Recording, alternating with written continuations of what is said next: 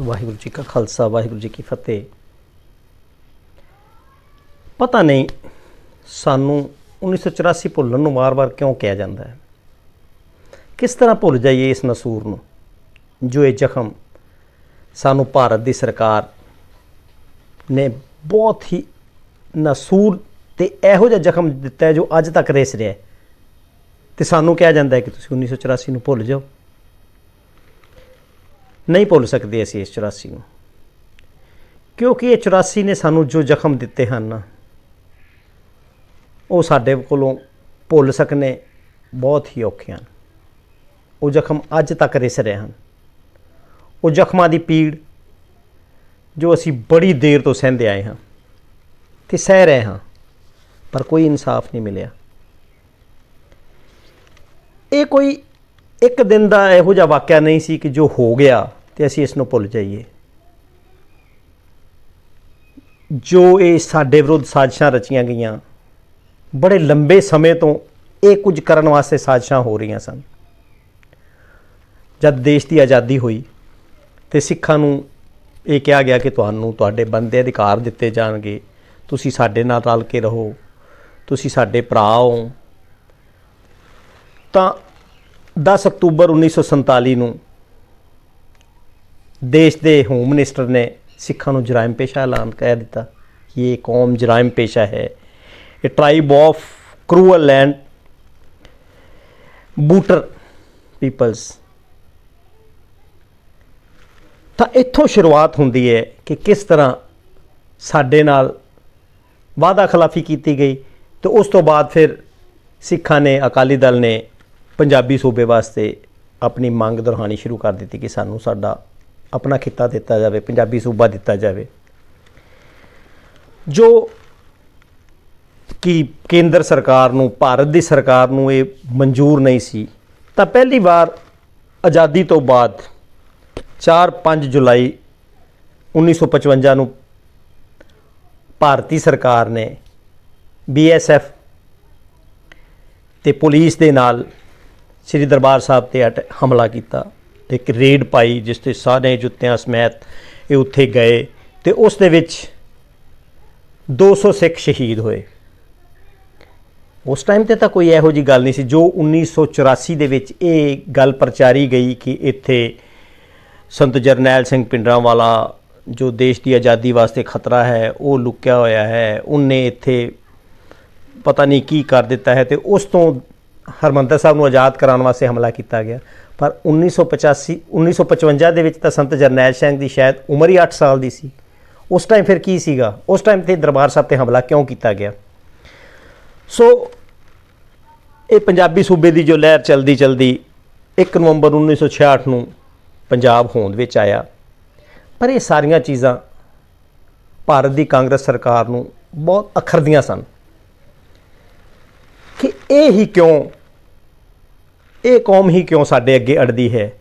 तो उन्होंने ये मनसूबे बनाने शुरू कर दिते कि किस तरह असी इन्हां नूं थल्ले लाउणा है। तो उस तो बाद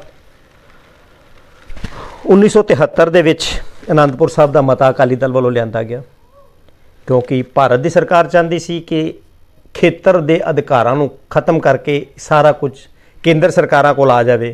तो फैडरल ढांचे का जो एक सीगा मता, वो 1973 में आनंदपुर साहब का मता पास होया। तो इन्हें भी केंद्र सरकार ते सिखां विरुद्ध होर साजिशां रचन का एक मनसूबा बनाना शुरू कर दिता इन्होंने। तो 25 जून 1975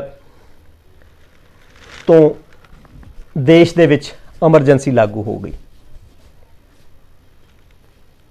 तो उस दे विच इन्होंने 10 घंटे दे विच हिंदुस्तान की सारी प्रैस दे कनैक्शन कट दिते।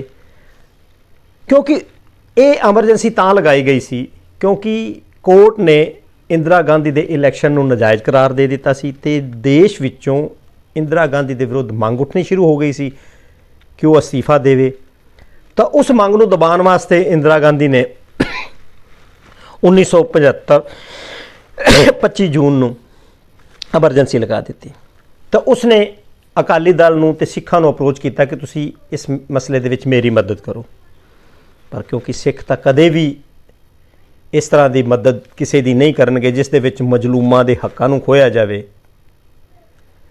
ਤਾਂ ਇਸ ਐਮਰਜੈਂਸੀ ਦੇ ਦੌਰਾਨ ਹਿੰਦੁਸਤਾਨ ਦੇ ਵਿੱਚੋਂ ਕਰੀਬ 1 ਲੱਖ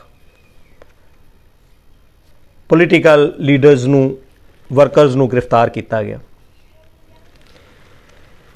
7 ਜੁਲਾਈ ਨੂੰ 1975 ਦੇ ਵਿੱਚ ਅਕਾਲੀ ਦਲ ਵੱਲੋਂ ਇੱਕ ਮੋਰਚਾ ਆਰੰਭ ਕਰ ਦਿੱਤਾ ਗਿਆ ਐਮਰਜੈਂਸੀ ਦੇ ਵਿਰੁੱਧ, ਜਿਸ ਦੇ ਵਿੱਚ ਬਾਕੀ ਜਗ੍ਹਾ ਤੋਂ ਲੀਡਰਾਂ ਨੂੰ, ਵਰਕਰਾਂ ਨੂੰ ਖੁਦ ਗ੍ਰਿਫਤਾਰ ਕੀਤਾ ਜਾਂਦਾ ਸੀ ਤੇ ਅਕਾਲੀ ਦਲ ਨੇ ਇਸ ਐਮਰਜੈਂਸੀ ਦੇ ਵਿੱਚ ਜੋ ਲੋਕਾਂ ਦੀਆਂ ਮਿਲੀਆਂ ਹੋਈਆਂ, ਜੋ ਲੋਕਾਂ ਦੇ ਸਿਸਟਮ ਨੂੰ, ਜੋ ਐਮਰਜੈਂਸੀ ਦੇ ਵਿੱਚ ਖੋਇਆ ਗਿਆ ਸੀ ਸਾਰੇ ਅਧਿਕਾਰਾਂ ਨੂੰ, ਉਹਦੇ ਵਿਰੁੱਧ ਇੱਕ ਮੋਰਚਾ ਲਗਾ ਦਿੱਤਾ ਤੇ ਆਪ ਗ੍ਰਿਫਤਾਰੀਆਂ ਦੇਣੀਆਂ ਸ਼ੁਰੂ ਕਰ ਦਿੱਤੀਆਂ। ਤਾਂ ਟੋਟਲ ਸਾਰੀ ਐਮਰਜੈਂਸੀ ਦੇ ਦੌਰਾਨ 1,40,000 ਗ੍ਰਿਫਤਾਰੀ ਹੋਈ, ਜਿਸ ਵਿੱਚੋਂ 40,000 ਅਕਾਲੀ ਦਲ ਵੱਲੋਂ ਪੰਜਾਬ ਦੇ ਵਿੱਚੋਂ ਇਹ ਗ੍ਰਿਫਤਾਰੀਆਂ ਦਿੱਤੀਆਂ ਗਈਆਂ। ਤਾਂ ਇਹ ਗੱਲ ਸ਼੍ਰੀਮਤੀ ਇੰਦਰਾ ਗਾਂਧੀ ਨੂੰ ਨਾਕਾਬਲੇ ਗੁਜ਼ਾਰ ਗੁਜ਼ਰੀ। ਤਾਂ ਉਹਨਾਂ ਨੇ ਸਿੱਖਾਂ ਨੂੰ ਸਬਕ ਸਿਖਾਉਣ ਲਈ ਪ੍ਰੈਸ ਤੋਂ ਤੇ ਇਹਨਾਂ ਦੇ ਵਿਰੁੱਧ ਇਹ ਪ੍ਰਚਾਰ ਸ਼ੁਰੂ ਕਰ ਦਿੱਤਾ ਕਿ ਇਹ ਐਂਟੀ ਨੈਸ਼ਨਲ ਹਨ, ਜਦ ਕਿ ਸਿੱਖਾਂ ਦਾ ਇਹ ਮੋਰਚਾ ਜੋ 1975 ਤੋਂ ਲੱਗ ਕੇ 1977 ਤੱਕ ਐਮਰਜੈਂਸੀ ਦੇ ਦੌਰਾਨ ਰਿਹਾ, ਉਹ ਬਹੁਤ ਹੀ ਪੀਸਫੁਲ, ਸ਼ਾਂਤਮਈ ਤੇ ਅਨੁਸ਼ਾਸਨਕ ਸੀ ਤੇ ਬਹੁਤ ਹੀ ਪ੍ਰਭਾਵੀ ਸੀ। ਪਰ ਫਿਰ ਵੀ ਇਹਨਾਂ ਨੇ ਪ੍ਰੈਸ ਦੇ ਥਰੂ ਸਿੱਖਾਂ ਦੇ ਉੱਪਰ ਇਹ ਧੱਬਾ ਲਾ ਦਿੱਤਾ, ਇਹ ਕਰਕੇ ਬਦਨਾਮੀ ਕਰਨੀ ਸ਼ੁਰੂ ਕਰ ਦਿੱਤੀ ਕਿ ਇਹ ਕੌਮ ਐਂਟੀ ਨੈਸ਼ਨਲ ਹੈ। ਤਾਂ ਇੱਥੋਂ ਸ਼ੁਰੂ ਹੁੰਦਾ ਹੈ ਇਹ ਮੁੱਢ ਜੋ 1984 ਦੇ ਵਿੱਚ ਸਿਖਰ ਤੇ ਆ ਕੇ ਪਹੁੰਚਦਾ ਹੈ। ਤਾਂ ਉਸ ਤੋਂ ਬਾਅਦ 1978 ਦੇ ਵਿੱਚ, ਜਦ ਕਿ ਇਹਨਾਂ ਨੂੰ ਪਤਾ ਸੀ ਕਿ ਨਿਰੰਕਾਰੀਆਂ ਵਿੱਚ ਤੇ ਸਿੱਖਾਂ ਦੇ ਵਿੱਚ ਕੋਈ ਡਿਫਰੈਂਸਿਸ ਹਨ ਤੇ ਉਹਨਾਂ ਦੇ ਆਪਸ ਵਿੱਚ ਕਲੈਸ਼ ਹੋਣ ਦਾ ਖਤਰਾ ਹੈ, ਤੇ ਵਿਸਾਖੀ ਵਾਲੇ ਦਿਨ ਹੀ ਉਹਨਾਂ ਨੂੰ ਉੱਥੇ ਅੰਮ੍ਰਿਤਸਰ ਦੇ ਵਿੱਚ ਪ੍ਰੋਗਰਾਮ ਕਰਨ ਦੀ ਇਜਾਜ਼ਤ ਦਿੱਤੀ ਗਈ।